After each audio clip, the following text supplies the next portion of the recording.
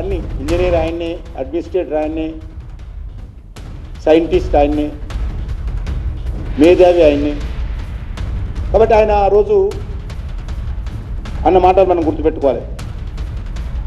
ఆయన చాలా స్పష్టంగా ఈ యొక్క కృష్ణాకు సంబంధించినటువంటి బేసిన్ మనం డెవలప్ చేసుకోవాలి, రక్షించుకోవాలి అనేటువంటి దృక్పథంతో ఆయన చెప్పిన విషయాలు నేను ఒక్కసారి ఇవన్నీ మీ పేపర్లో మీరు రాసినవి, మీరే సాక్ష్యం, నేను కాదు, మీరు రాసిన పేపర్లు ఇవన్నీ అన్ని పేపర్లు ఉన్నాయి, ఒకదాన్ని చదువుతాను. పక్కనున్న రాష్ట్రాలు పరస్పరం సహకరించుకోవాలని మేము మొదటి నుంచి కూడా భావిస్తున్నాం. కేసీఆర్ గారు చెప్పిన మాట.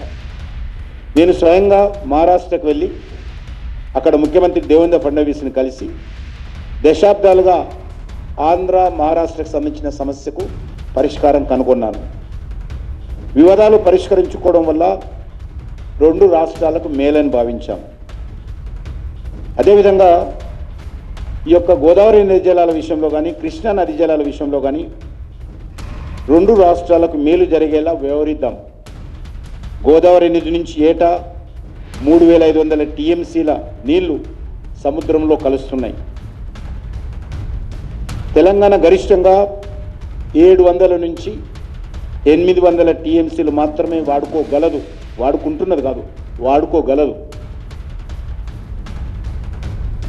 మిగతా నీరంతా ఆంధ్రప్రదేశ్ రాష్ట్రం వాడుకునేటువంటి వీలుంది.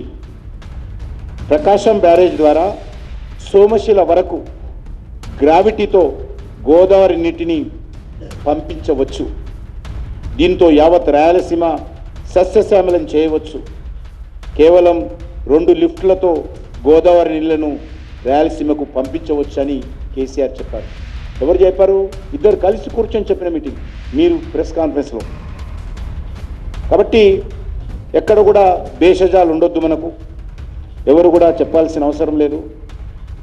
భేషజాలు లేవు, బేసిన్ల గొడవ లేదు అని చెప్పిన విషయం. భేషజాలు లేవు, బేసిన్ల గొడవలు లేవు, అపోహలు లేవు, వివాదాలు అక్కరలేదు.